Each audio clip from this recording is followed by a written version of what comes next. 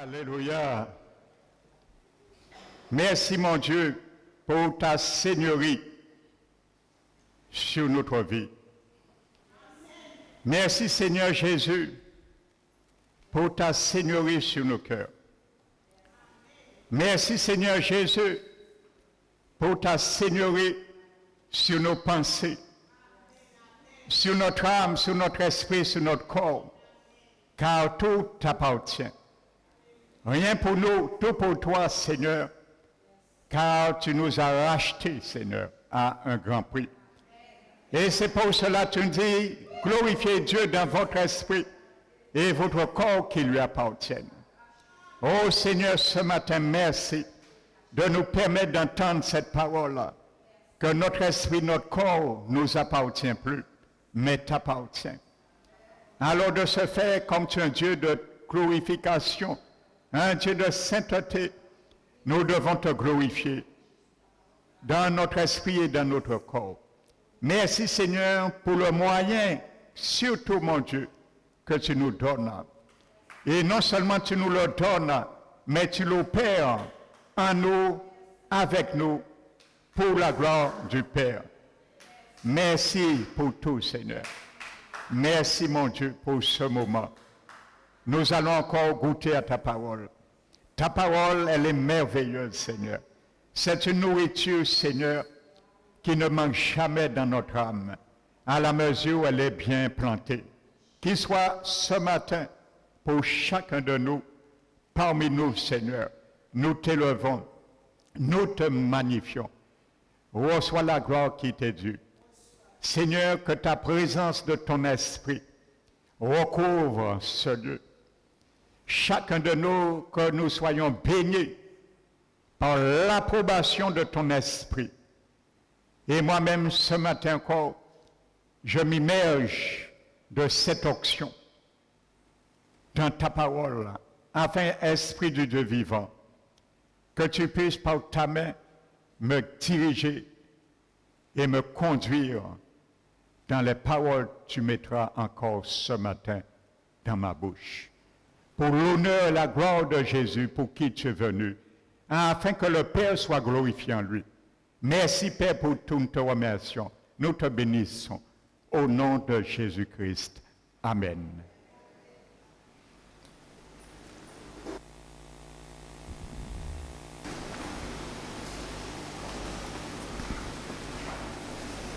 Donc je vous salue, frères et sœurs, fraternellement, ce matin, dans le nom de notre Seigneur Jésus.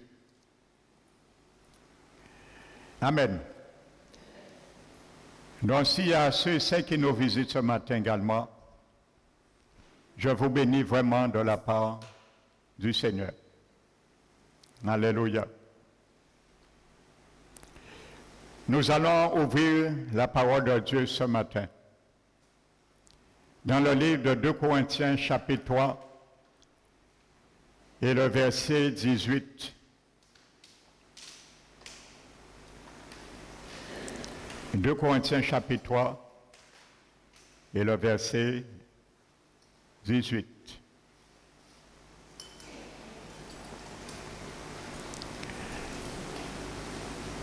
La Bible nous dit, nous tous dont le visage découvert reflète la gloire du Seigneur, nous sommes transformés en la même image de gloire en gloire par l'Esprit du Seigneur. Amen.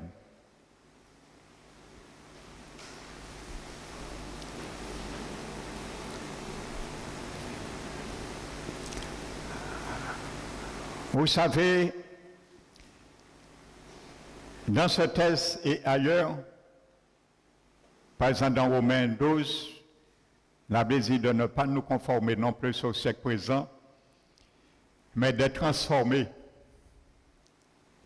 par le renouvellement dans notre intelligence. C'est ainsi que nous allons comprendre quelle est la volonté de Dieu. Donc voyez, tu peux comprendre la volonté de Dieu comment? Pas parce que l'Esprit de Dieu qui est en toi, qui est en moi, parle à ton âme, non. C'est parce que ton âme est renouvelée ou doit être renouvelée par ton esprit dont le Saint-Esprit parle pour transmettre les pensées du Saint-Esprit intuitivement à ton âme. Alléluia. N'oubliez jamais cela, l'Esprit de Dieu ne parle jamais à ton âme.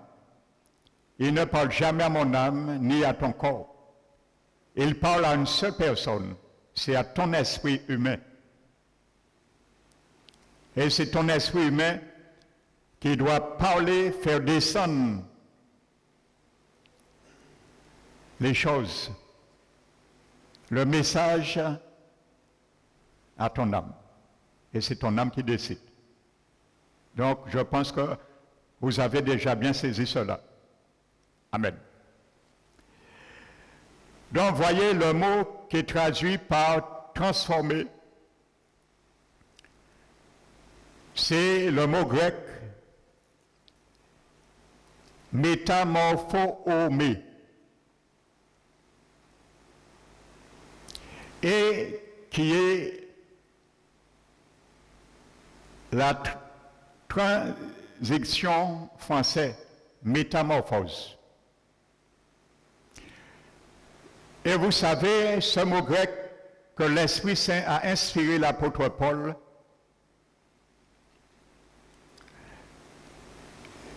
n'est pas venu, comme on le dit souvent, et c'est une réalité, mais il faut bien comprendre, en parlant d'un papillon qui était une chenille avant. Donc, ce mot grec a été tiré à travers une chenille à un moment donné de sa vie. Je vous donne l'origine de ce mot grec, métamorphomé. L'Esprit Saint a inspiré ce mot grec à travers une chenille, un insecte,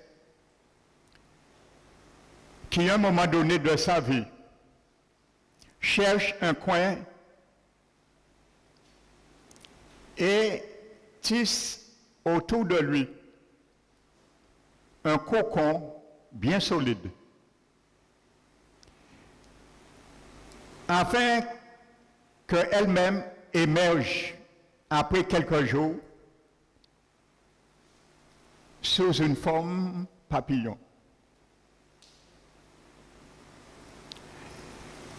Vous savez comment ça peut se faire? Comment un insecte peut devenir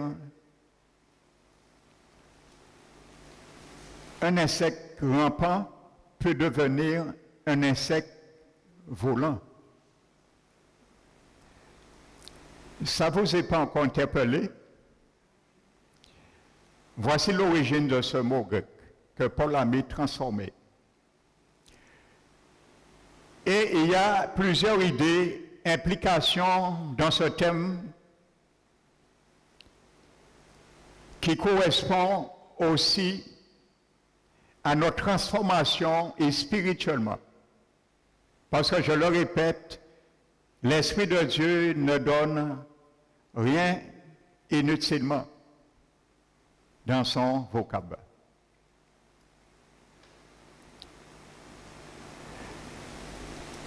Avant de venir sur cela, je disais, vous savez, ce n'est pas la loi qui nous éduque, mais c'est la grâce de Dieu qui nous éduque. Dans Tite, le chapitre 2, verset 11, je crois, La Bible dit, grâce de Dieu, source de salut, a été manifestée pour tous les hommes. Elle nous enseigne, littéralement, elle nous éduque. Donc c'est la grâce qui nous éduque.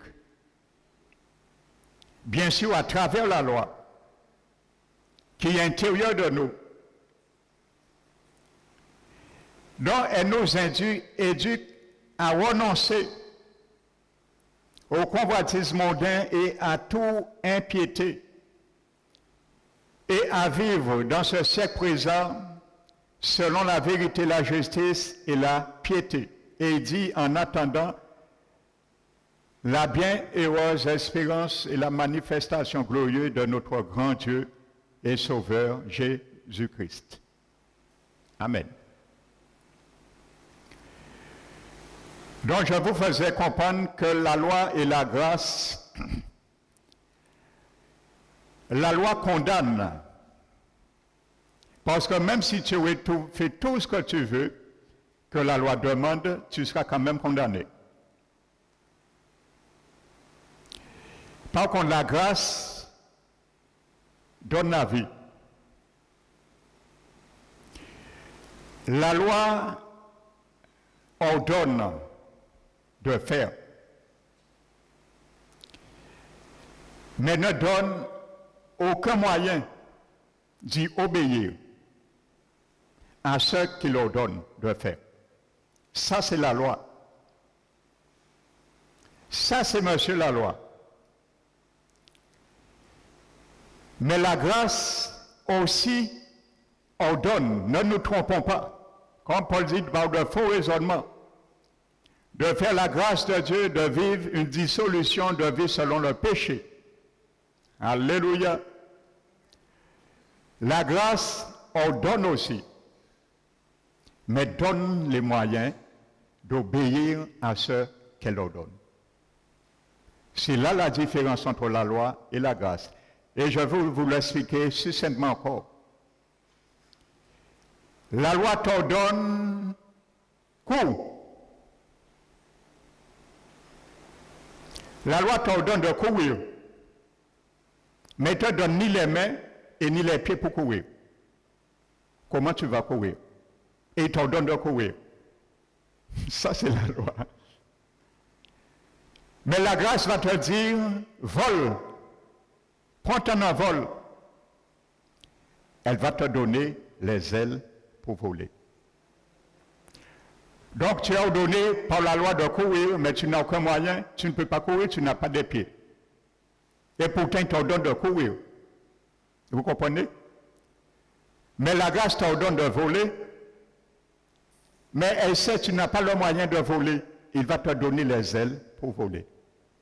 Alléluia. Est-ce que nous comprenons cela? Amen. Donc pour revenir, c'est pour bien comprendre le partenariat et sa synergie en toutes choses. Vous savez, le psalmiste a compris que Dieu était tellement impliqué dans la dépendance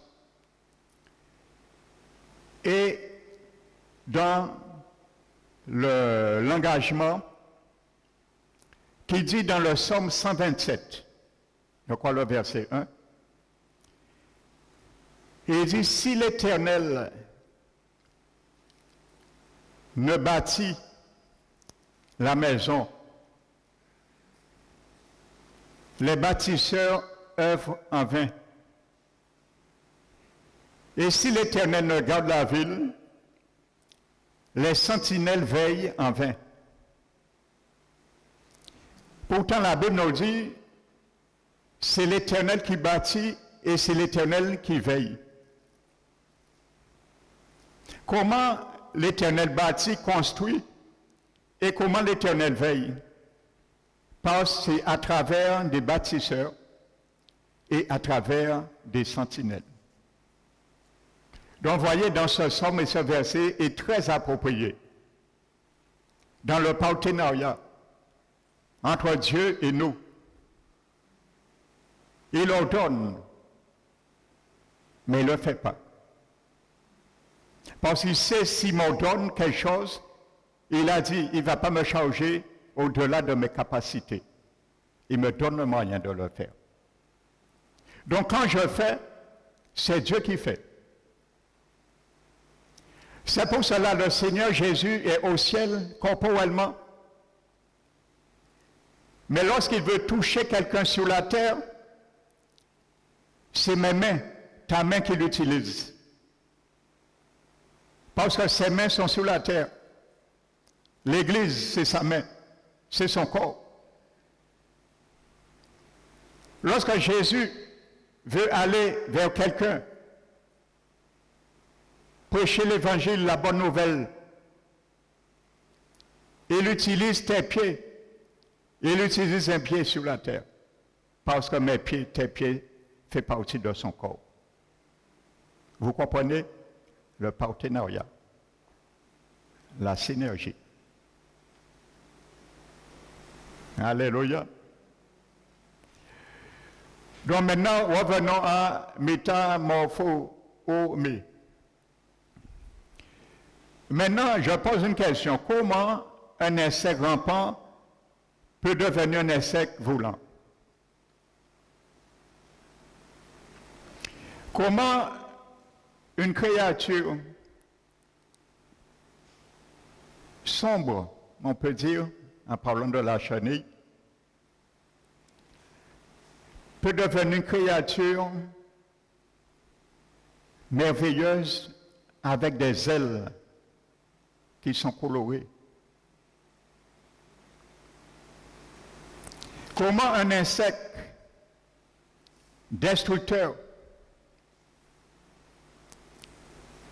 qui peut dépouiller un arbre de toutes ses feuilles lorsqu'ils sont en colonie et travaillent ensemble? Vous avez déjà vu comment une chenille détruit une plante en très peu de temps? Peut devenir un insecte délicat, se posant sur le pétale d'une fleur sans même la chiffonner. Et pourtant, c'est là ce mot sorti. Amen. Ça veut dire, le Saint-Esprit nous inspire. Il y a beaucoup de choses à travers la chenille, ce qu'elle était et qu'elle n'est plus, et qu'elle ne sera jamais. Un papillon avec aucune science ne pourra revenir une chenille. C'est l'inverse qui s'est fait. Le contraire ne se refera jamais. Alléluia. Amen. Donc la parole de Dieu nous dit aussi, mon frère, ma soeur, pour toi et moi, à travers ce mot que l'Esprit a inspiré Paul. Comment un homme hostile, rebelle dans sa nature,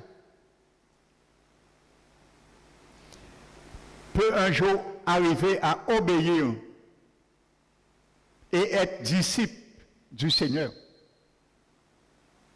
Ça aussi, c'est une métamorphose.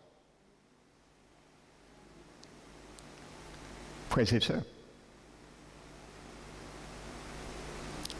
Il y a des gens, vous pouvez marteler leur cœur, faire tout ce que vous voulez, casser tout ça, y en dit dans eux. Ils ne peuvent jamais repentir, ils ne peuvent jamais être disciples de Christ. Donc, vous voyez, c'est le même miracle que la chenille et le papillon. Parce qu'ils ne veulent pas rentrer dans un cocon. Le mystère de cela, c'est le cocon. Sans cocon, il n'y a aucune métamorphose. À travers cette métamorphose, ce cocon, la chenille s'oublie. Il meurt pas, c'est comme une sorte de mort. Il rentre dans un état comateux, mais il se réveille sous une autre forme. Et tu vas comprendre, mon frère, ma soeur, tant que Jésus te demandera de mourir à toi-même, tu seras dans ce cocon.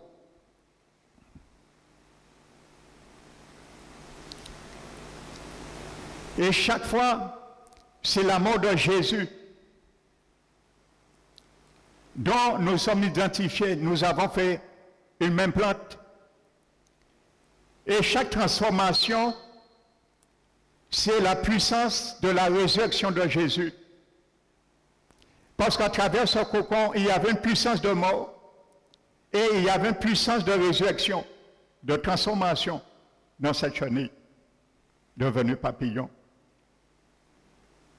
Mais c'était le même personnage, si je peux dire.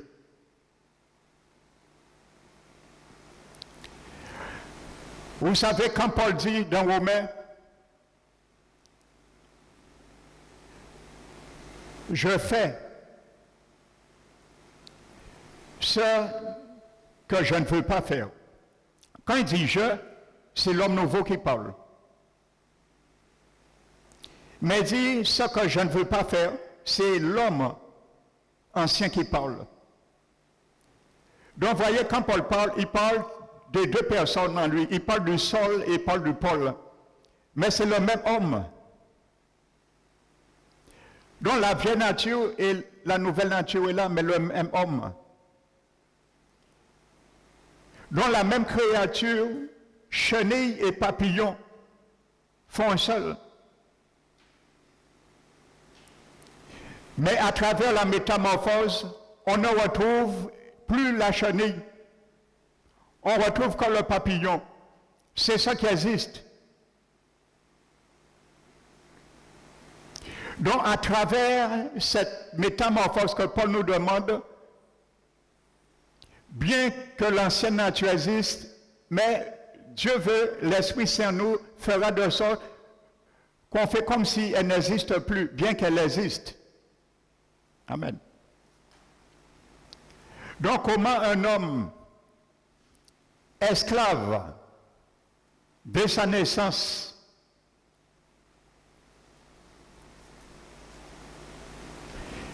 du principe du péché, rempli de méchanceté,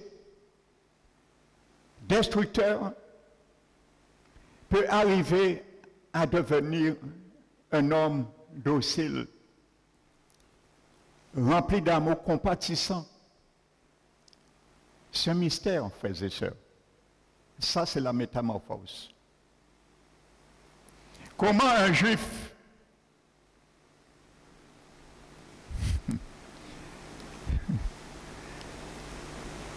voué à lui-même, prétendant, prétentieux, Saul de Tarse peut devenir un apôtre. Un Paul apôtre pour des païens de Jésus-Christ. Donc, frères et sœurs, voici le mystère. Vous savez, quand Paul dit d'être transformé dans 2 Corinthiens, il te dit que nous reflétons la gloire du Seigneur et nous sommes transformés, métamorphosés de gloire en gloire à la même image. Donc quand le Seigneur nous dit cela, c'est exactement quand nous allons faire, comme il dit, faites disparaître ce qui est en nous, faites mourir plutôt ce qui est en nous. Nous avons vu nécrosis, mourir par privation. Dans le cocon, la chenille restait sans manger. Et il y avait une privation qui l'introduisait dans cette métamorphose.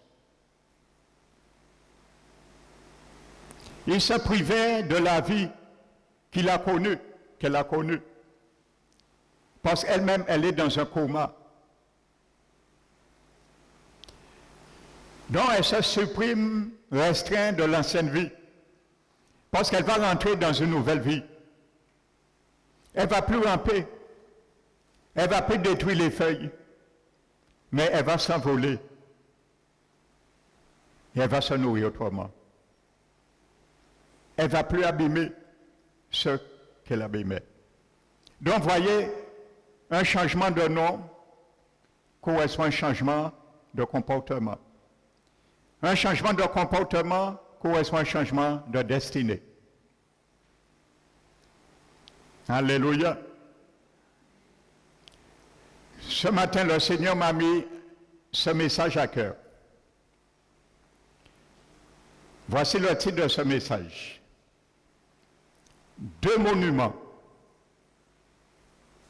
choisis. Je le répète.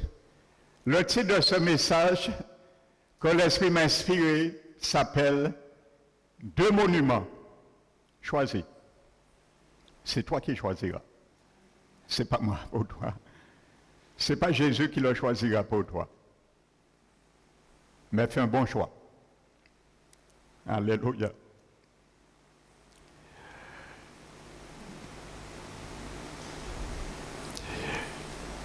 Regardons ce que dit la Bible dans Genèse, le chapitre 32.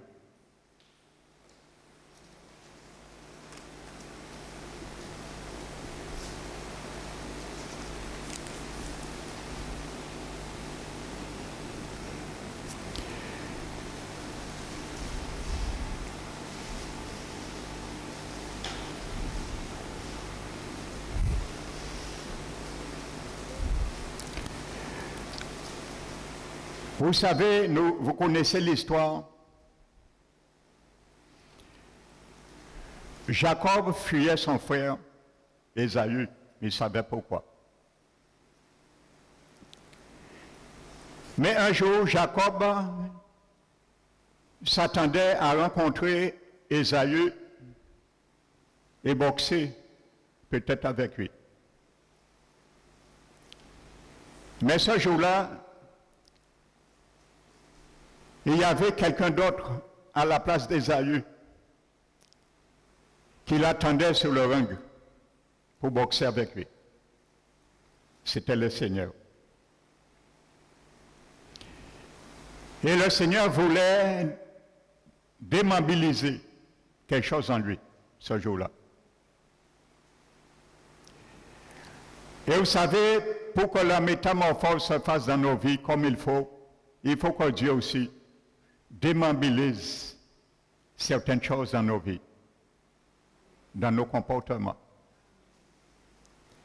Amen. Sans ça, il n'y aura pas de métamorphose. Il faut que Dieu affaiblisse quelque chose en toi. Il faut que le Seigneur affaiblit quelque chose en moi.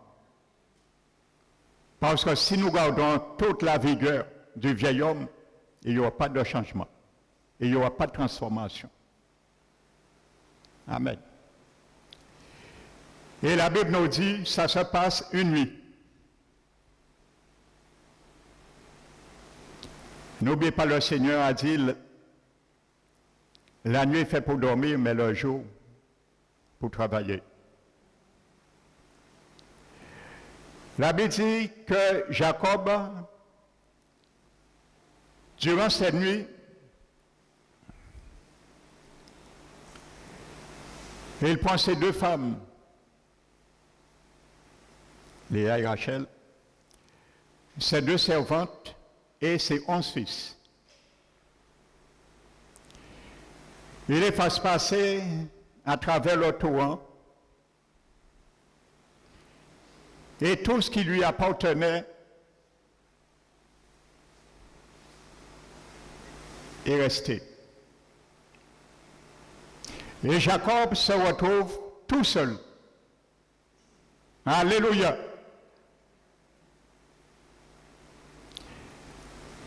C'est ça qui se passera aussi le jour de notre élection ou du jugement. Nous comparaîtrons tout seuls. Jacob s'est trouvé tout seul. Vous savez, mieux vaut aller à la croix tout seul. Ne va jamais à la croix avec quelqu'un avec toi. Ce sera compliqué. Tu sais pourquoi ça sera compliqué? Qui peut me dire?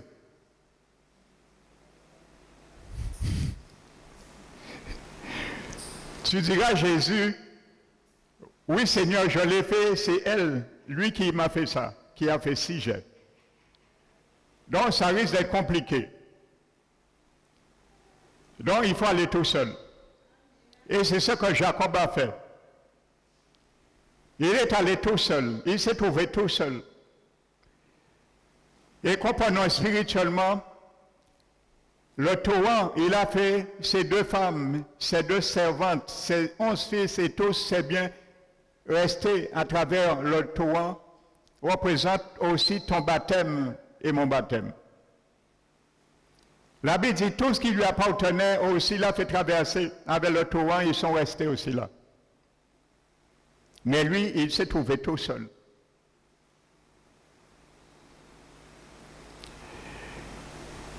Donc le Seigneur nous montre le dépouillement. Et la Bible dit à ce moment, un homme vient lutter avec lui. Et il lutte. Et lorsqu'il a eu un peu, cet homme, le Seigneur Jésus, on peut dire, voit qu'il a de la vigueur, résistance, il frappe son tendon et démit la hanche. Et l'homme de Dieu lui dit, laisse-moi aller, parce que l'aube approche.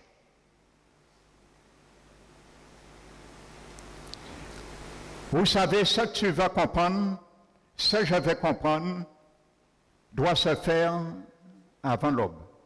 L'aube, c'est ton salut éternel, la porte éternelle que l'apôtre Pierre nous a dit, qui nous sera un jour largement ouvert. Ça, c'est notre aube qui pointe devant nous. Mais tout ce que tu as à faire, que j'ai à faire pendant la nuit, fais-le. Avant l'aube se présente. Cet homme avait comme mission de lutter avant l'aube. Parce qu'après l'aube, tu n'auras personne, mon frère, ma soeur, je n'aurai personne avec qui lutter. Alléluia. Après l'aube, il n'y a pas de qualification, donc il n'y a pas de lutte. Tout ce que nous pouvons faire servira à rien.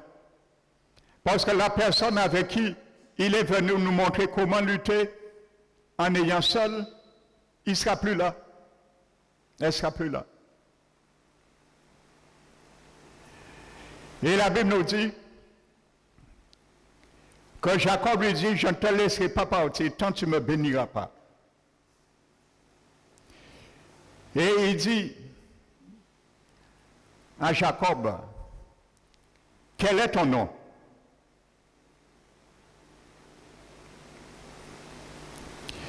Vous savez, le mot Jacob veut dire usurpateur, voleur, filou, trompeur.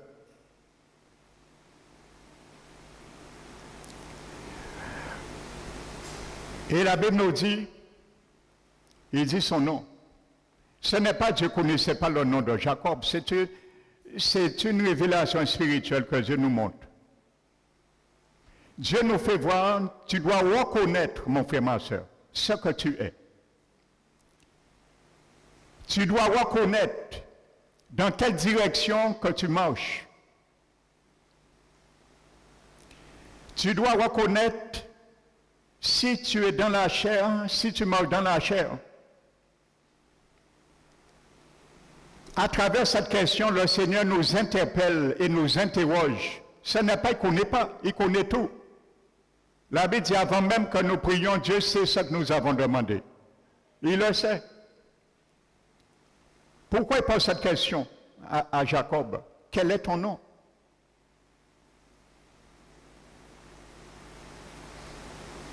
Parce qu'il voulait amener Jacob à perdre quelque chose qui lui appartenait.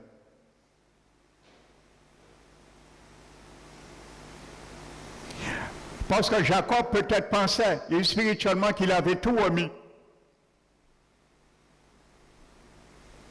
Tu peux penser, je peux penser remettre tout au Seigneur.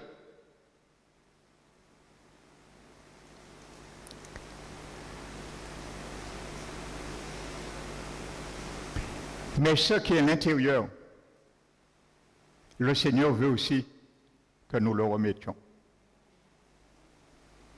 Et il dit, quel est ton nom?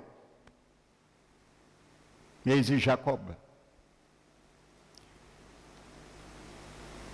Et à ce moment, il dit, tu ne seras plus appelé Jacob, mais tu seras appelé Israël. Israël veut dire vainqueur de Dieu.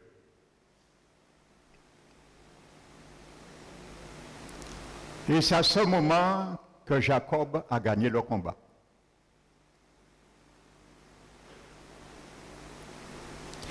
Comment Dieu a démis le tendon de la hanche de Jacob? Il a perdu. Dieu lui dit, tu as gagné.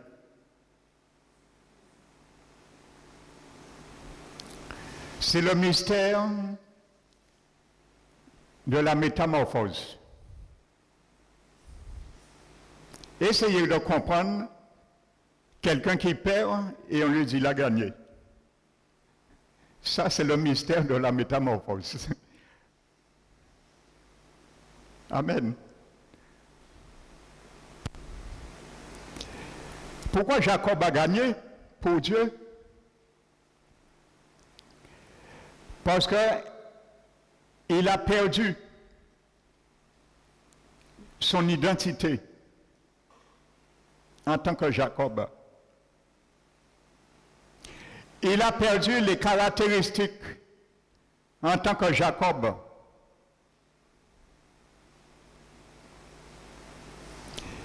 Parce qu'il a lutté, il est venu à la lutte pour perdre cela. Donc pour perdre et gagner la nature mauvaise en nous, il faut combattre. Il faut engager un combat, frères et sœurs. Et il n'y a pas de victoire sans combat. Donc, pour que Jacob puisse devenir Israël, il fallait qu'il perde Jacob. Donc, il a perdu Jacob et il a gagné et est devenu Israël. Le Seigneur lui dit, tu as gagné. Mon frère, ma soeur, quand tu veux lutter avec Dieu, incessamment, tu ne seras jamais un vainqueur, toujours un perdant. Mais quand tu laisses Dieu te gagner, il te dit, tu es vainqueur. Parce que tu m'as laissé te convaincre de ma parole. Donc tu es un vainqueur. Il y a des enfants du Seigneur, ils sont toujours dans l'échec. Échec sur échec. Pourquoi? Parce qu'ils ne laissent jamais le Seigneur les gagner. Donc ils deviennent perdants. Quand tu laisses le Seigneur te gagner, tu deviens vainqueur. Alléluia. Donc c'est pour cela que le nom de Jacob a été changé en Israël. Et vous savez, au cours, lisez les histoires d'Israël, vous allez voir le nom de Jacob et Israël a été toujours dans le langage des Juifs. Tantôt on appelle Israël Jacob, tantôt Israël. Parce que Jacob, lorsque la Bible parle de la nation, les tribus d'Israël en tant que Jacob, ils visent l'ancêtre. Amen. Donc vous comprenez spirituellement, tu as toujours le Jacob en toi. Même si tu deviens l'Israël, comme Saul et Paul. L'ancêtre est toujours là. Mais l'ancêtre a perdu ses aiguillons. Mais il est toujours là. Et ça, c'est le vieil homme, l'ancienne nature. Mais la nouvelle nature, l'homme nouveau, c'est Israël. Celui qui a accepté de rentrer dans le cocon du Seigneur Jésus et laisser le Saint-Esprit l'amener à triompher et à reconnaître ce qu'il est. Amen. Comprenez, mets-toi, je me mets dans la situation. Le Seigneur se présente à nous. Et il sait que nous aimons les choses, les attraits du monde. Et combien les chrétiens aujourd'hui aiment les choses du monde. Je ne vais pas donner de détails parce que à risque prend beaucoup de tomates bon matin si cher là. Donc je m'en passe. Amen.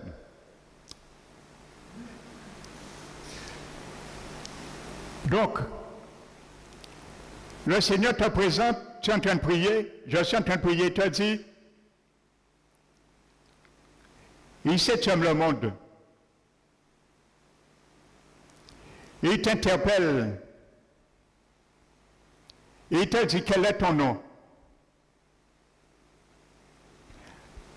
Et l'Esprit Saint, toi, te dit, tu t'appelles, tu aimes le monde. Dis-le au Seigneur. C'est ça qu'il veut que tu lui dis. C'est ça qu'il veut que tu confesses. J'aime le monde.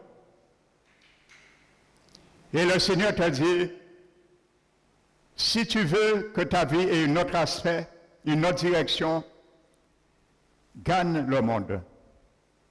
Détruis les aspects du monde, les désirs, les loisirs du monde, les plaisirs du monde dans ta vie. C'est ça, comme ça il faut comprendre. L'interrogation de Dieu à Jacob, quel est ton nom? Alléluia, pour nous ramener à la réflexion. De peur, nous nous engageons plus profondément dans le gouffre de notre malheur. Alléluia. Et la Bible dit que Jacob, ce qui est merveilleux, la Bible nous dit,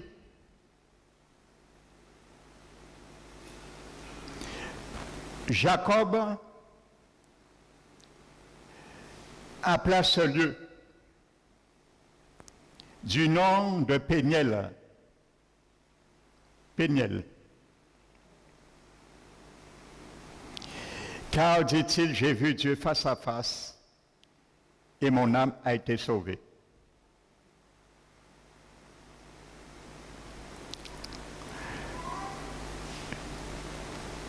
Je vais faire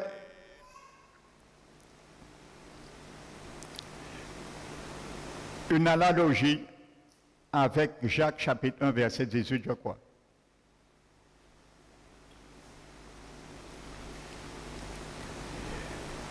Voici le premier monument. Deux monuments choisis. Voici le premier monument, Péniel. L'apôtre Jacques dit, rejetant tout souillure et tout excès de méchanceté, recevez avec douceur la parole qui a été plantée en vous, car c'est lui qui peut sauver votre âme.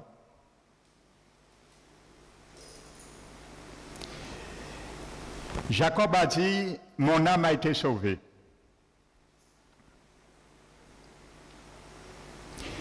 Rappelle-toi ce monument Péniel. Doit te rappeler ce que l'apôtre Jacques dit. Tu dois rejeter tous les mauvais désirs de la chair, tous les mauvais appétits, affections du vieil homme. Nous avons vu, il faut les faire mourir par privation.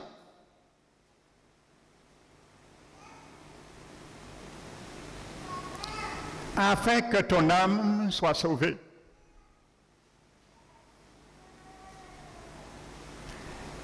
Amen.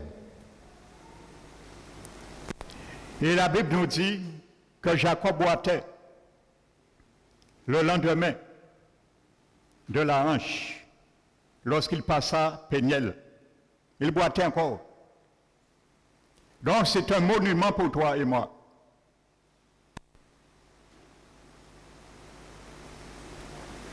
Alléluia. Donc c'est la marque du brisement qui a fait Jacob passer de ce qu'il était à ce qu'il n'était pas et qui devient. Vous savez, la métamorphose, c'est ce que la Bible appelle dans les épîtres en long et en large, ce que vous étiez et ce que vous êtes. La métamorphose dans les épîtres représente, c'est votre autrefois et votre maintenant. C'est ça, le cycle de la métamorphose. Quand Colossiens nous dit de faire mourir ce qui reste dans notre chair, dans notre corps, et il dit c'est ainsi que vous marchiez autrefois lorsque vous viviez dans ces péchés. Mais maintenant, voici la métamorphose. Amen. Dans Éphésiens, chapitre 4, nous l'avons vu. Et il dit, sans Christ, vous avez appris à être instruit, à vous dépouiller de votre ancienne vie passée qui se corrompt par les convoitises trompeurs et être renouvelé, ainsi de suite. Dans Éphésiens 2, il est dit, vous étiez morts par vos offenses et vos péchés, dans lesquels vous marchiez autrefois, selon le train de ce monde, selon la puissance de l'air, de l'esprit qui agit dans les fils de la rébellion. Nous étions tous de leur nombre.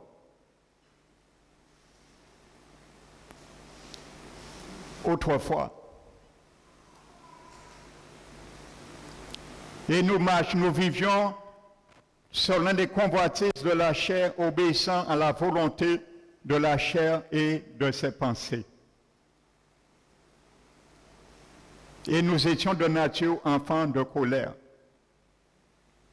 Donc voici ce que ça représente, la métamorphose.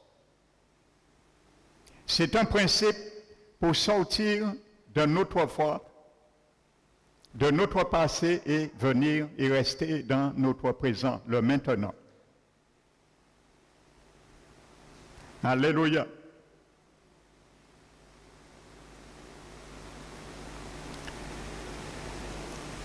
Je vous disais dimanche dernier que quand Isaac, en cheminant vers l'Égypte, est arrêté à Guérar, le Seigneur lui a dit, reste ici, demeure ici.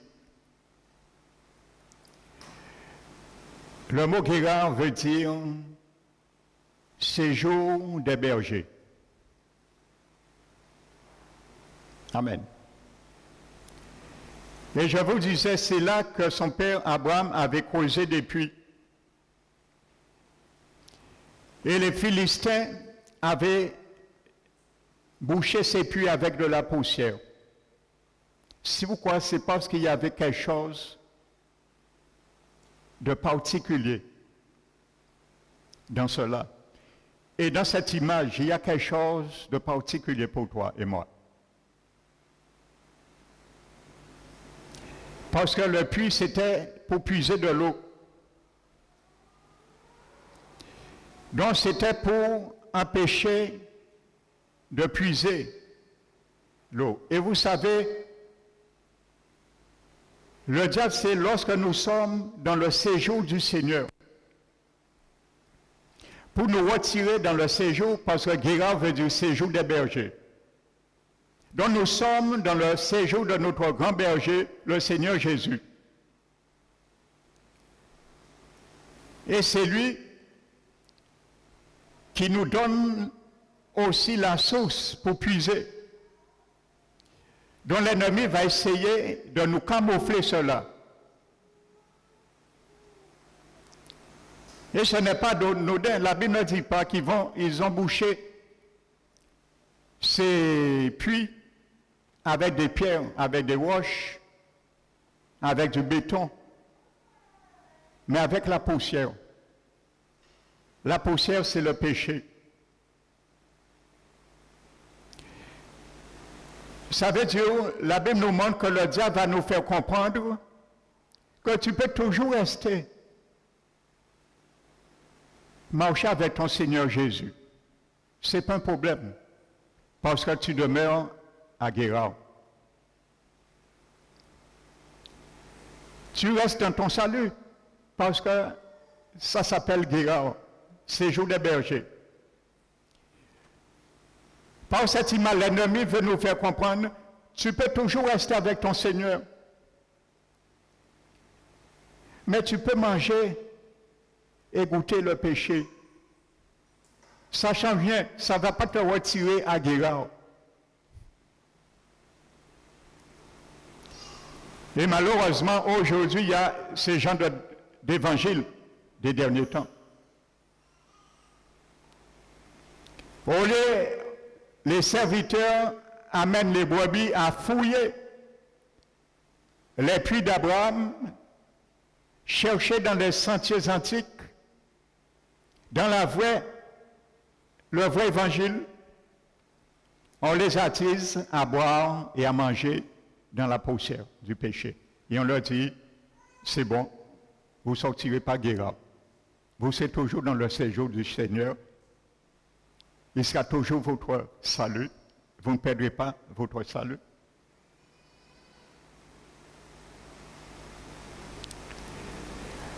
Parce que la poussière qui bouche les puits, dans ces puits, à l'intérieur s'appelle, ce que tu vas puiser s'appelle l'obéissance. Et le diable sait. Il ne veut pas que tu sois obéissant.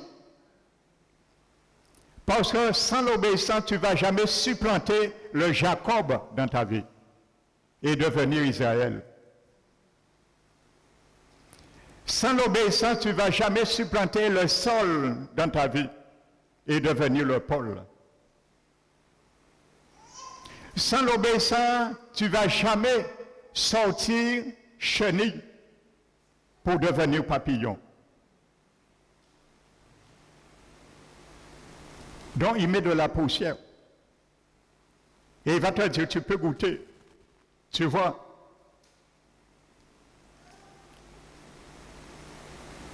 Tu ne mourras pas. Tu ne perdras pas ton salut.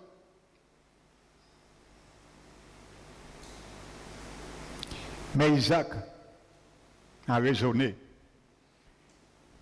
C'était pour nous montrer que nous pouvons dire, bon d'accord, mais j'ai marre aussi. Hein. En jalas, Adam, puis là, ça, à creuser puis en moi. Je vais moi-même creuser mon puits et je vais utiliser mon puits pour moi-même. Tout en étant dans le séjour des bergers, je vais venir à l'église, parce que ça s'appelle Guérard, mais j'ai trop mangé.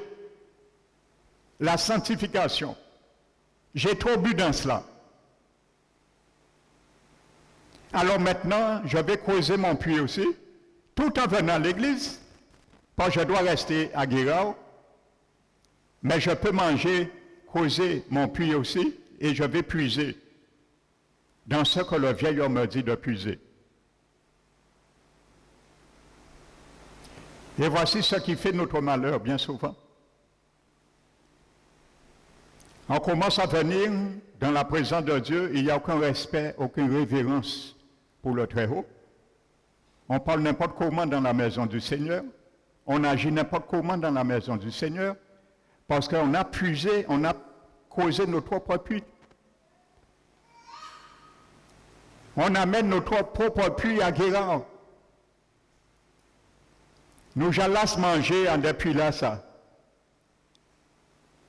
Alors, nous pas tiens compte encore d'elle. Mais ce n'est pas ce qu'Isaac a fait.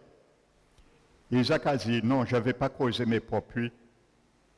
Je vais retirer la poussière qui était dans les puits que mon père a creusé. Et il a dit quelque chose, je ne vais pas changer son nom. Je vais garder les mêmes noms. Je vous disais dimanche dernier, il y a certains que le pouvoir des œuvres de la chair a déjà pris une telle dimension, ils n'iront plus en boîte de nuit. Certes, parce que peut-être ce sera trop choquant. Mais ils vont prendre ce qui est dans la boîte de nuit et ils vont l'emmener chez eux. Et ils pensent qu'ils vont rester à Guérard toujours. Dans le séjour du Seigneur, le grand berger de leur âme, l'évêque de leur âme, Jésus-Christ. Donc ils prennent la musique des boîtes de nuit, ils ne vont plus les œuvres, mais ils amènent le plaisir de ces œuvres chez eux et ils écoutent cette musique du monde. Quand tu écoutes la musique du monde chez toi, ou tu vas en boîte de nuit, pour Jésus, c'est la même chose.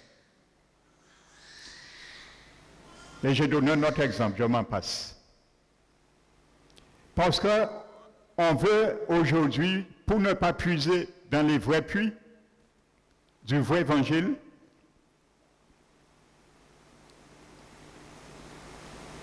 on va spiritualiser la chair. C'est ça. On va spiritualiser la chair.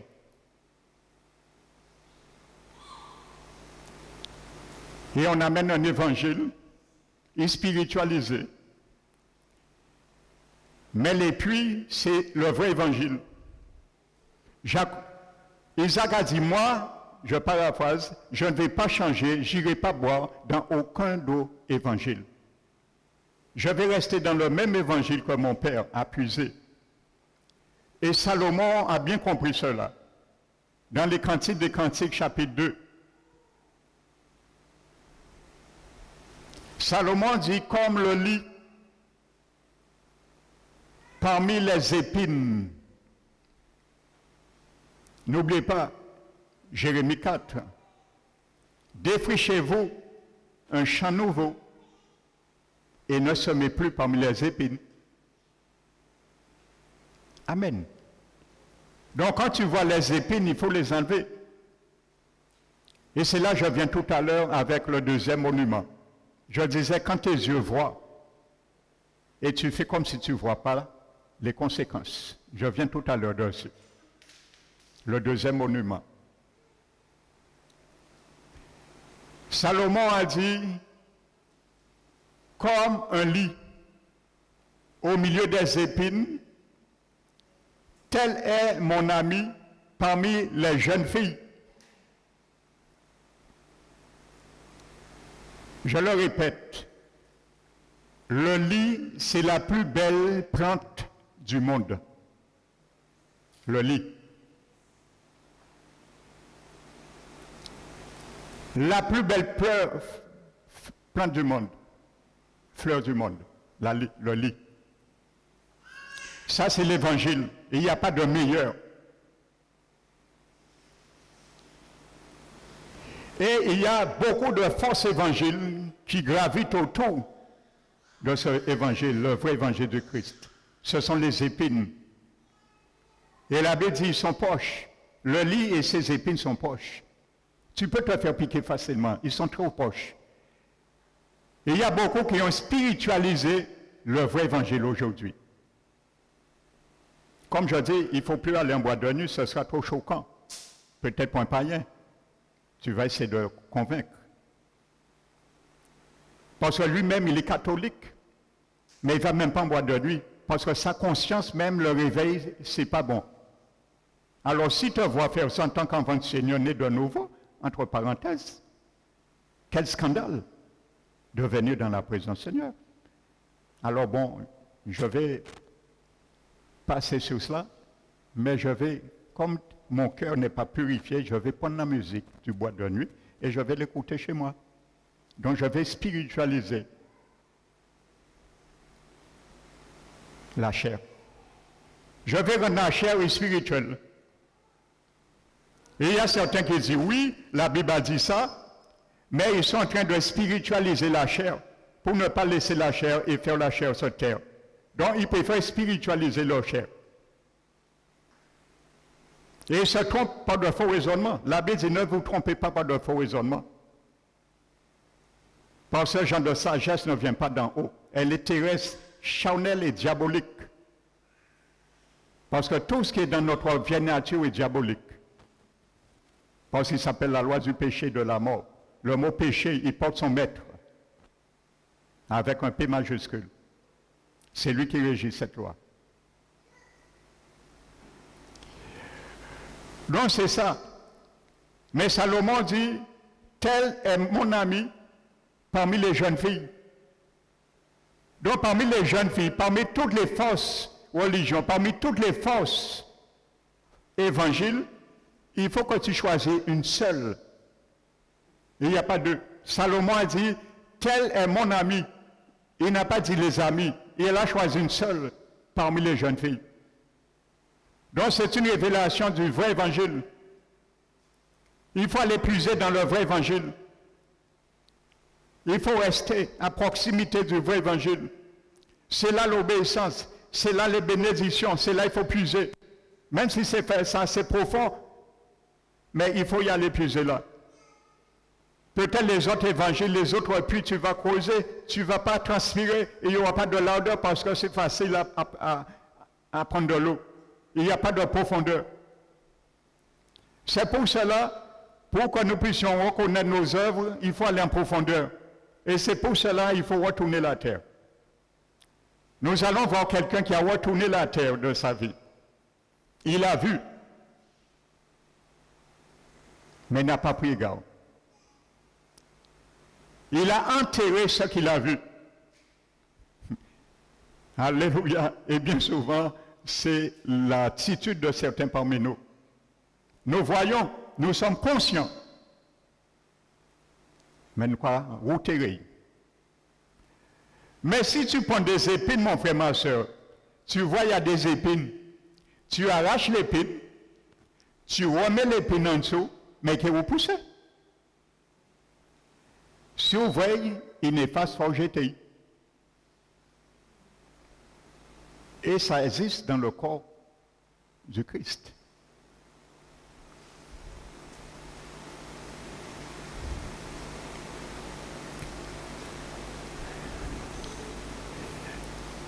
Prenons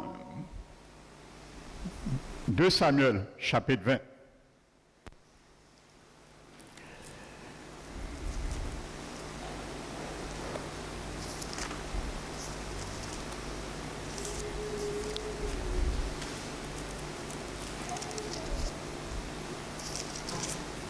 Non, pardon. Autant pour moi. Josué, chapitre 7. Josué, chapitre 7.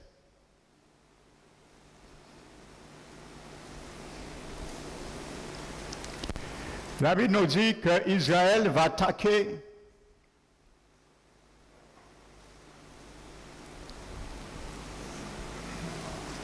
donc n'oublie pas le premier monument, Péniel.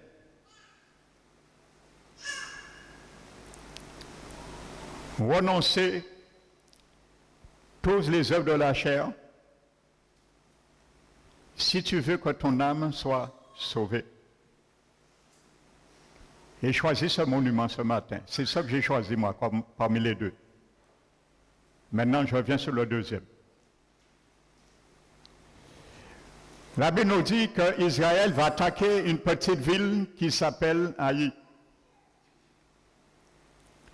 Et Dieu avait donné des recommandations qui étaient strictes et qui faisaient partie de son alliance. Vous ne prendrez rien, ni animaux, ni quoi que ce soit, ni personne qui appartient à cette ville. C'était clair. Amen. Et la Bible dit que Josué, qui dirigeait le peuple,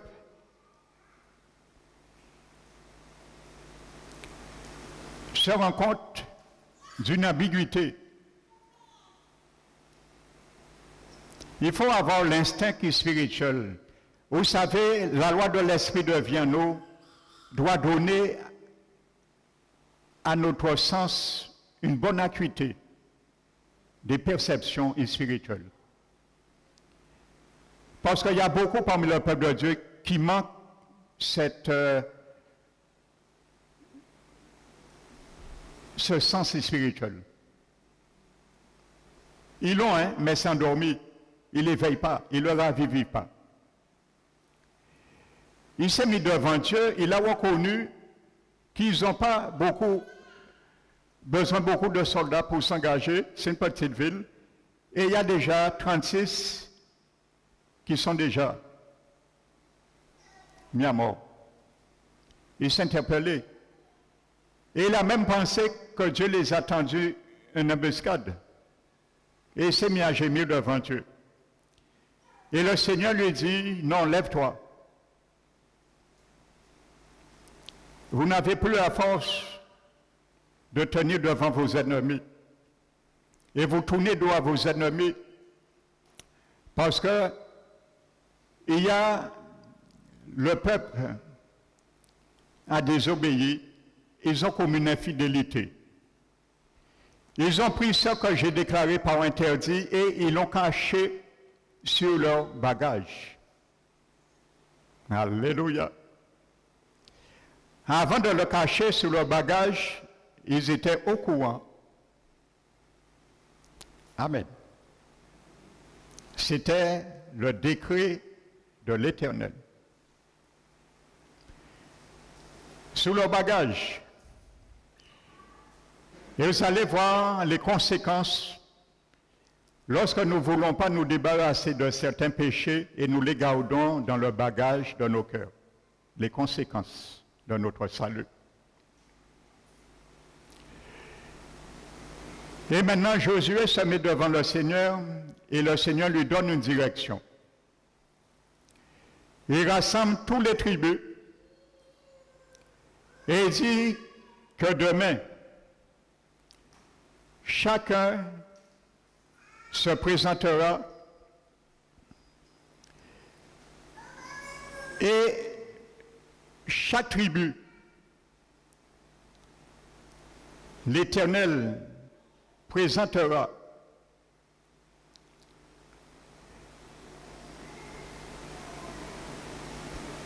chaque tribu que l'Éternel va désigner, il s'avancera selon chaque famille.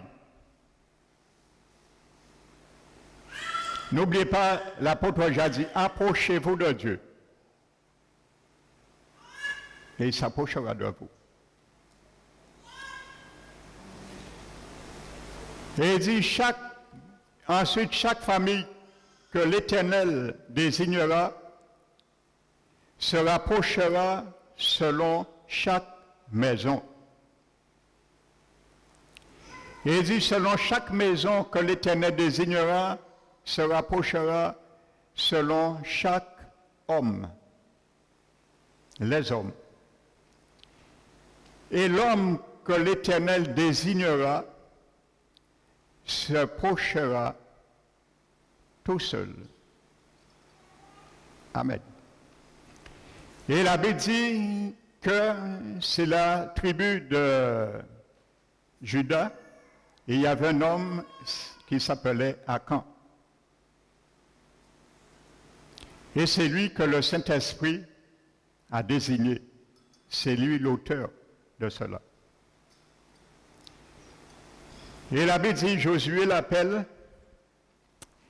et lui dit, donne gloire au Seigneur, mon fils. Dis-nous tout, ne nous cache rien. Quand tu dis tout au Seigneur, tu considères ce que tu es comme Jacob, tu donnes gloire au Seigneur. Alléluia. N'oubliez pas, comme le visage découvert, nous reflétons la gloire du Seigneur et nous sommes transformés de gloire en gloire à la même image par l'Esprit du Seigneur. Le Seigneur, l'Esprit du Seigneur, on nous veut le faire avec notre consentement. C'est lui qui bâtit la maison, c'est lui qui veille, mais il a besoin d'un constructeur, il a besoin d'un sentinelle. C'est toi et moi. Amen. Et la Bible dit que Akan dit, je le sais. Il ne dit pas, je n'étais pas au courant, j'ignorais. Il dit, je le sais. Mon frère, ma soeur, écoute bien ce matin ce message. Quand tu sais les conséquences, prends garde à ce que tu sais. Que je prenne garde à ce que je sais. Et il dit, je le sais. J'ai péché contre l'Éternel.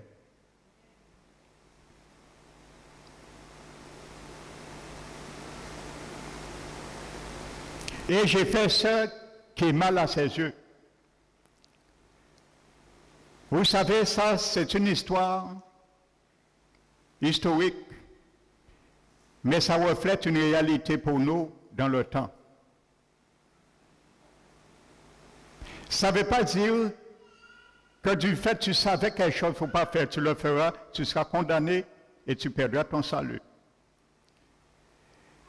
Mais si ce principe demeure, ce sera la même réalité. Parce que ce qui est écrit dans l'Ancien Testament, Paul l'a dit dans 1 Corinthiens 10, c'est pour nous servir d'exemple. De peur que nous ne puissions pas être rejetés comme ils ont été rejetés, ils ne sont pas rentrés dans la terre promise. Notre terre promise, c'est notre salut éternel. La porte éternelle qui nous sera largement ouverte un jour, en finalité. Donc la Bible dit, il dit, je le sais, j'ai péché contre l'Éternel. Il y a certains qui savent, ils entendent. Ils ont jamais martelé des tonnes et des entendre. Vous savez, le renouvellement, la métamorphose spirituelle se fait à la mesure qu'un chrétien comprend et reçoit parfaitement ce qui lui est expliqué et enseigné. C'est qu'à cette mesure, il peut se laisser guider et contraint d'obéir à Dieu. Et c'est pour cela que je prends du temps dans l'édification. C'est pour demain, Jésus peut dire, moi, en pâté, ça va expliquer ça et ça. Je prends le temps, vous l'avez déjà vu. J'aime prendre le temps dans les messages du Seigneur. Pour que je puisse conscient que c'est bien rentré. Et s'il faut que je revienne, l'Esprit me dit de revenir. C'est comme ça une bonne métamorphose peut se faire dans la vie d'un enfant du Seigneur. Tout est basé sur l'enseignement. Si tu ne comprends pas, vous savez, il y a des gens, des chrétiens de longue date, je les ai déjà posé la question, pourquoi tu t'es fait baptiser? Ils n'ont pas de réponse. Hein? Je m'en parle sur les enfants du Seigneur. J'ai déjà posé cette question à plusieurs de chrétiens, nés de nouveau depuis des années. Lui, pourquoi tu t'es fait baptiser un jour? Ils ne peuvent pas me répondre. Vous comprenez? C'est parce qu'on ne les a pas expliqué qu'est-ce que le baptême. Et si on t'explique qu'est-ce que le baptême, tu ne peux pas t'impliquer dans l'engagement que tu as pris. Si on t'expliquera où vit le Saint-Esprit de Dieu en toi, tu vas chercher le Saint-Esprit partout. Mais tu n'auras jamais de rendez-vous avec lui. Si je côtoie quelqu'un que j'aime bien, je ne connais pas son adresse. Je vais beau aimer la personne avec mon cœur, je vais l'aimer. Mais je ne pourrai jamais contacter cette personne. Parce que je ne connais pas sa localité. Tu pourras toujours aimer le Saint-Esprit, aimer le Seigneur dans ton cœur, parce que tu peux l'aimer dans ton cœur. Mais tu ne pourras jamais l'adorer comme il faut, parce que tu ne sais pas où aller le voir.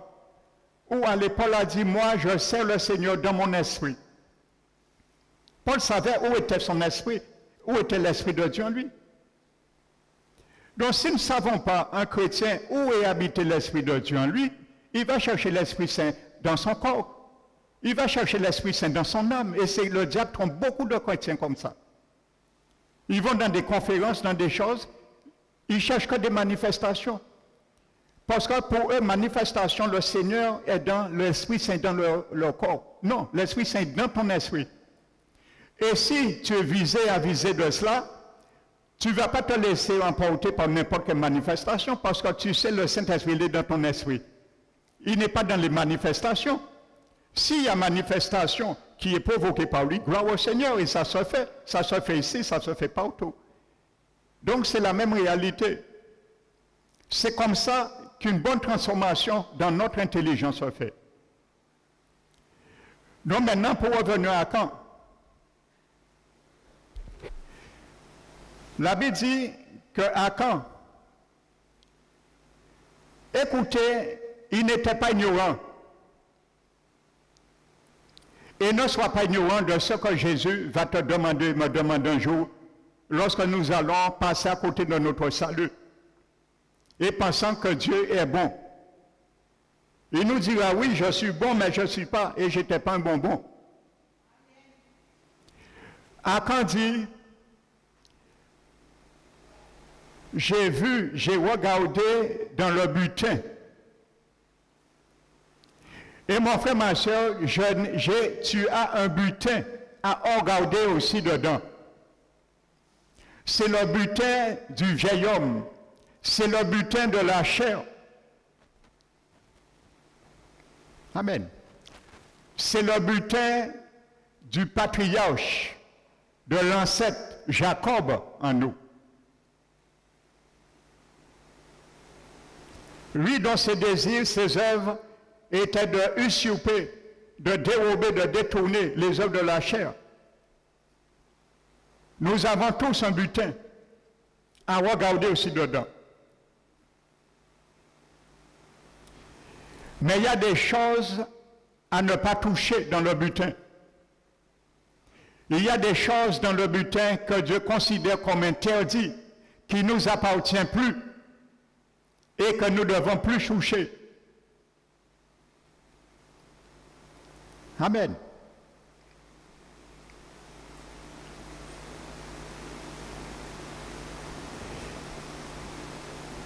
Et la Bible nous dit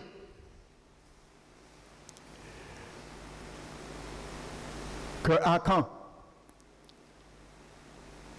il dit, j'ai vu un beau manteau de Chinéar. Vous savez, Chinéar, c'est le nom, probablement, je dis probablement, c'était un beau pays. Et on trouve ce pays dans Genèse, je crois, chapitre 10, le pays de Chinéar. C'est un pays qui existait très longtemps. On trouve ce pays dans Genèse. La première fois qu'on trouve ce pays, c'est dans Genèse 10, je crois. Non, ça avait de la valeur pour Akan. Il y a aujourd'hui des enfants du Seigneur, ils regardent dans le butin de leur cœur, de leur vie, et il y a des choses qui ont de la valeur pour eux encore. Malheureusement, il faut le dire. Des choses que Paul a considérées comme de la boue. Il y a certains parmi nous, nous considérons des choses, nous devons considérer comme de la boue, de la valeur encore. Ce sont des manteaux de Chinéar. Dieu avait dit ne pas toucher les manteaux de Chinéar. Qui belle, qui pas belle. Il a pris, il a vu ça. Qu'est-ce qu'il a vu encore? Dieu nous montre les œuvres de la chair, frères et sœurs. Il a vu 200 cycles d'argent. Il a vu un lingot d'or qui avait la correspondance de 50 cycles en poids monétaire.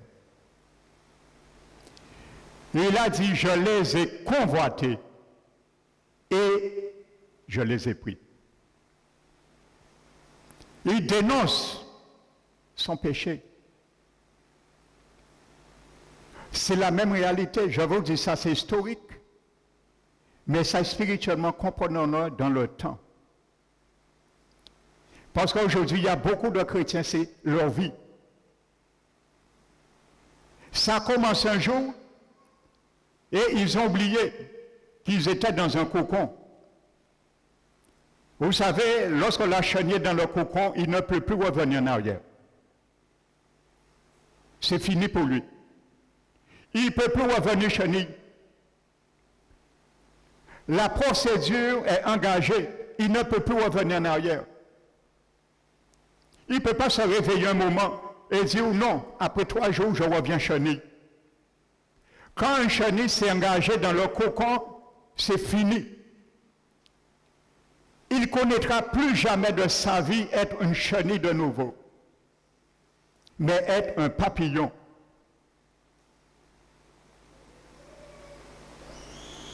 Amen. Le torrent que Jacob a fait sa famille, tous ces biens qui lui apportaient passé, nous laissons ça derrière nous, dans le jour du baptême. Et nous nous engageons seuls avec le Seigneur. Amen. Pour prendre responsabilité, nous engager à sauver notre âme. Péniel, n'oublie pas le premier monument. Là, j'étais sur le deuxième monument, de ne pas choisir. Et la Bible dit, je les ai convoités. Et je suis parti avec.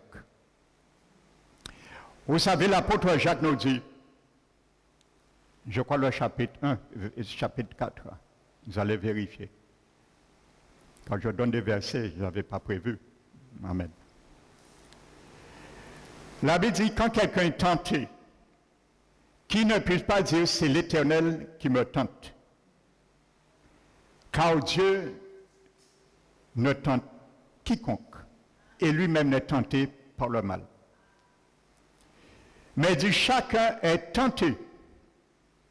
Écoute bien, il parle aux chrétiens nés de nouveau. Mais chacun est tenté lorsqu'il est attiré et amorcé par ses propres convoitises. Jésus nous a dit de faire mourir les convoitises de la chair. Les convoitises de la chair et l'orgueil de la vie. Dieu nous a donné cette mission, ce mandat à nous. Ça fait partie de son alliance. Et il dit, chacun est tenté lorsqu'il est attiré à marcher par ses propres convoitises. La convoitise, maintenant, lorsqu'elle a conçu, enfante le péché. Et le péché étant consommé, produit la mort. Le mot mort, là encore, c'est le mot thanatos, mort spirituelle. Donc tu vois, un chrétien peut perdre son salut. Thanatos. La convoitise peut te faire perdre ton salut.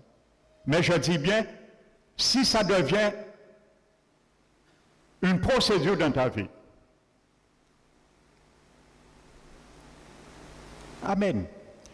Et la Bible dit, je les ai convoités et je les ai pris. Regardez où ce que Caïn les a cachés. Je les ai cachés sous la terre. C'est là que je viens avec toi. Au milieu de ma tente, et l'argent est au-dessus, sous la terre. Qu'est-ce que Jérémie a dit? Jérémie 4. Qu'est-ce que Osée chapitre 10, verset 12 a dit? Défrichez-vous un champ nouveau. Et ne semez point parmi les épines. Akan, il a vu des épines. Lorsqu'il a retourné la terre, mais il a repris les épines et il les a mis dans la terre et il a encore enveloppé la terre. Alléluia. Conséquence de ces épines, comme Hébreux 6, je vous l'ai dit, lorsqu'une terre est abreuvée par la pluie qui tombe souvent sur elle, produit une herbe utile pour qui elle est cultivée, elle participera la personne à la bénédiction de Dieu.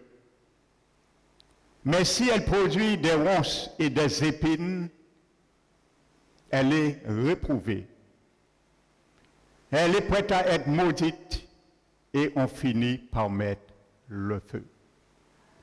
Hébreu parle aux chrétiens nés de nouveau.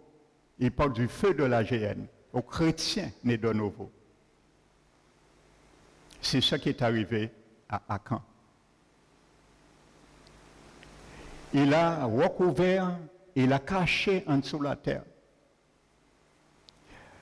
Quand tu es en train de labourer ta terre, ta vie, mon frère, ma soeur, les yeux de ta fauche, n'oublie pas, c'est les exhortations, les principes, la loi de l'esprit de vie qui te guide, ce sont les yeux de ta fauche.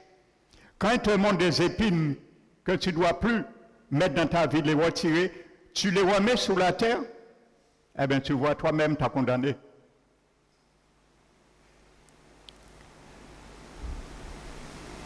Et la Bible nous dit, il les a mis encore dans la terre. Alors quand Dieu te dit de défricher ton terrain, il te dit de sortir ce qui est caché en profondeur, quand tu les vois, ne fais pas comme si tu ne l'as pas vu et le couvrir de nouveau et le cacher sous le bagage de ton cœur, comme Caïn a fait.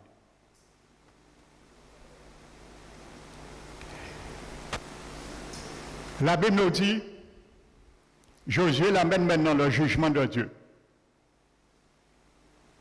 Il amène Josué, il amène Akan. Le mot Akan en hébreu, ce n'est pas irréfléchi. Akan veut dire trouble et serpent.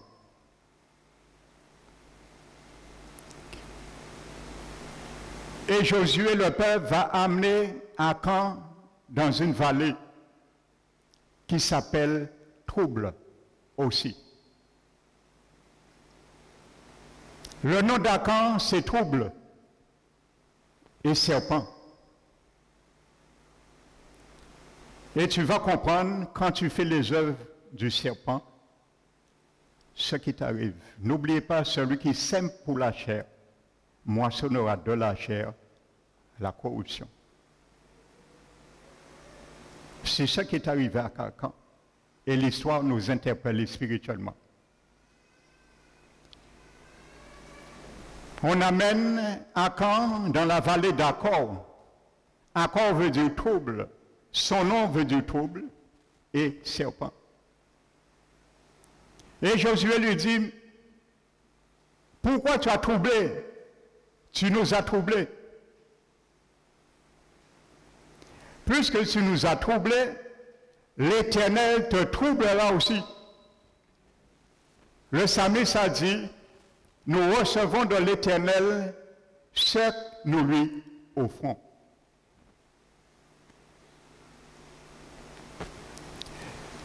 Ce que nous avons semé, nous allons le moissonner. Tu recevras de l'Éternel le trouble que tu as amené parmi nous et que tu portes comme nom aussi. Et la Bible dit, on met à camp toute sa famille et toutes ses provisions, ce qu'il avait touché comme interdit, et on le brûle. C'était la séquence que Josué avait dit, que l'homme que l'Éternel désignera et qui se présentera sera brûlé. Et la Bible nous dit, verset 26, et on élèvera sur Akan un grand monceau de pierre qui subsiste encore aujourd'hui. Voici le deuxième monument. Et l'Éternel revint de l'ardeur de sa colère. N'oubliez pas, Éphésiens 2 dit, lorsque nous vivions, marchant dans nos péchés, nos offenses, nous étions des fils de la colère. Amen. Et lorsque nous sommes jugés, le monde qui est jugé dans l'AGN, ça apaise la colère de Dieu. Pour ceux qui ne seront pas jugés, il n'y a aucun apaisement de la colère de Dieu sur eux. Parce que Jésus a déjà apaisé la colère de Dieu sur eux. Le châtiment qui nous donne la paix est déjà tombé sur Jésus. Mais tous ceux et celles qui ne seront pas sauvés, le jugement, la colère de Dieu demeure sur eux. Et le jour du jugement, la colère s'abattra sur eux. Amen. Et la Bible dit, c'est à cause de cet événement qu'on a donné jusqu'à ce jour celui le nom de la vallée d'Akor. Donc mon frère, ma soeur, voici le deuxième monument. Rappelle-toi de ce deuxième monument. Quand tu connais, Dieu t'invite à faire ce qui est bien. Le Seigneur t'invite à ne plus marcher selon la chair. Fais comme Jacob, prends cette décision pour que tu seras appelé Israël et sors dans le Jacob. Mais à marcher selon l'esprit. Quand Dieu t'invite à ne plus semer pour la chair, mais à semer pour l'esprit, prends égard. Parce qu'il va te montrer, il va t'ouvrir tes yeux. Par la conscience, ta conscience qui t'interpelle, de savoir ça, il faut maintenant, je te l'ai montré, ne les fais plus.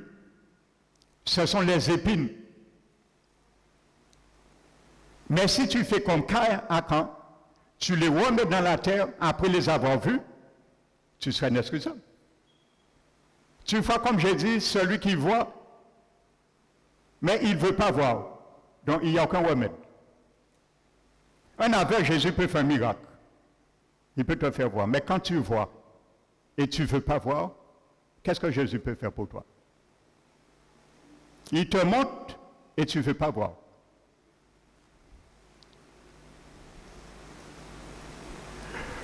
Donc voici les conséquences. Cette vallée,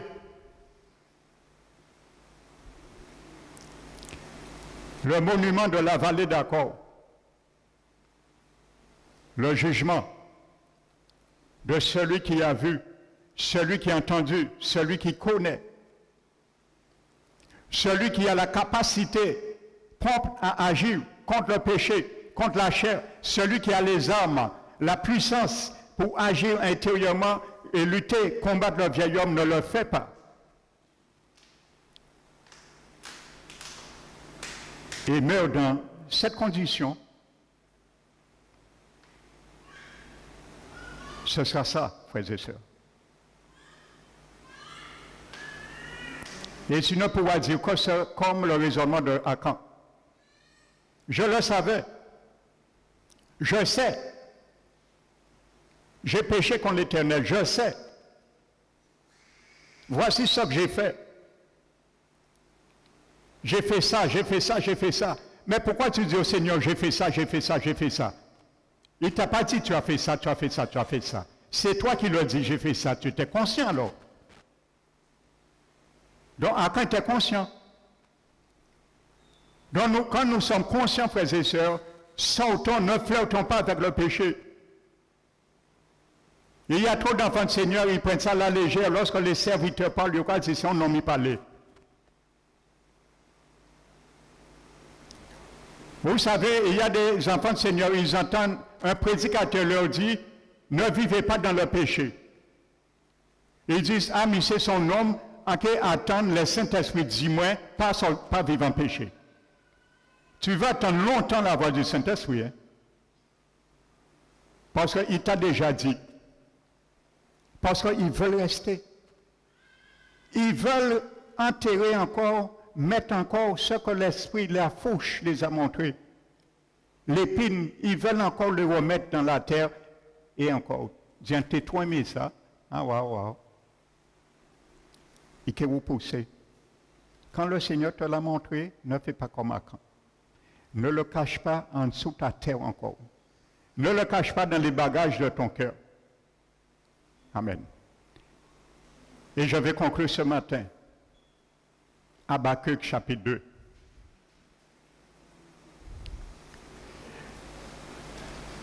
Malheur à celui qui accumule ce qui ne lui appartient pas.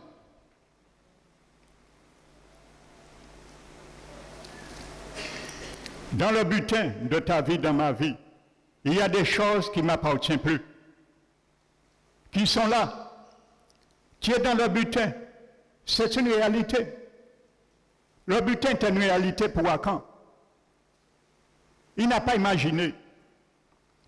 Le butin est là, c'est une réalité dans ta vie, c'est une réalité dans ma vie. C'est une réalité dans mon caractère, dans ton caractère. Tout ce qu'on peut dire, ça c'est le butin.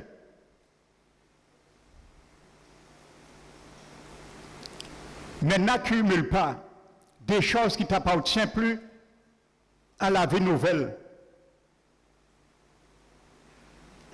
Les choses qui appartenaient à l'ancienne vie, laisse-les dans le butin. Même si tu les vois, ne les prends pas, ne touche pas à ça. Amen. Parce que tu vas accumuler encore. Je vous dis, comprenez, c'est dans le temps, hein, parce que Dieu est lent à la colère, riche en miséricorde. Il va toujours nous attendre. Approchez-vous de moi et je m'approcherai de vous.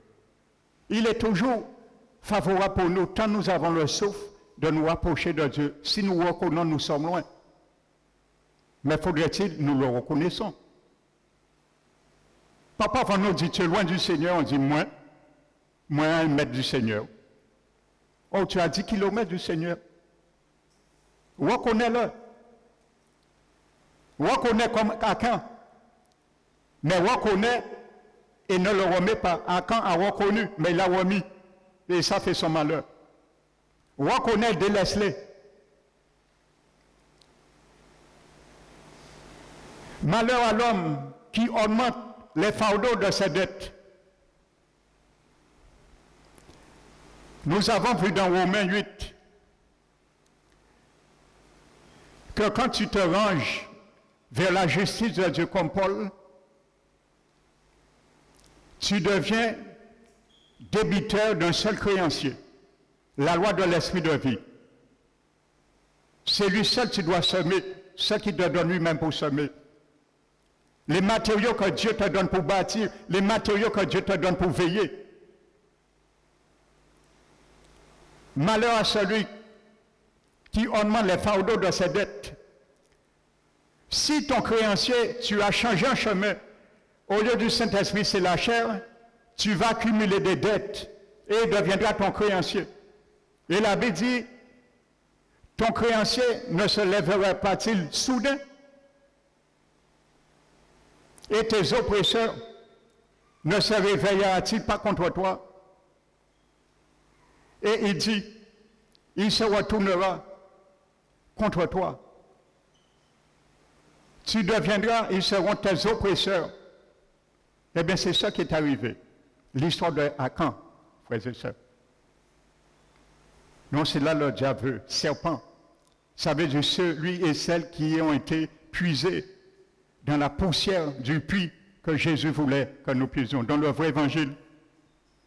C'est la manger, la nourriture du serpent. Jésus avait dit, tu mangeras la poussière de la terre, serpent. Il vivait le diable. Tu vas te nourrir des péchés de l'homme. C'est ça, la poussière de la terre. Donc, mon frère, ma soeur, ce matin, 2 monuments choisis. Moi, j'ai choisi Péniel. Tous qui ont choisi Péniel parmi ces deux, levez la main. Tous ceux qui n'ont pas levé leur main, il y a le 2e monument. Il s'appelle la vallée d'Accord. Alors ne choisis pas celui-là. Choisis Péniel. Que ce soit mon désir pour toi. Alléluia. Et que le nom du Seigneur soit loué, glorifié. Amen. Alléluia. Nous allons donner gloire à Jésus.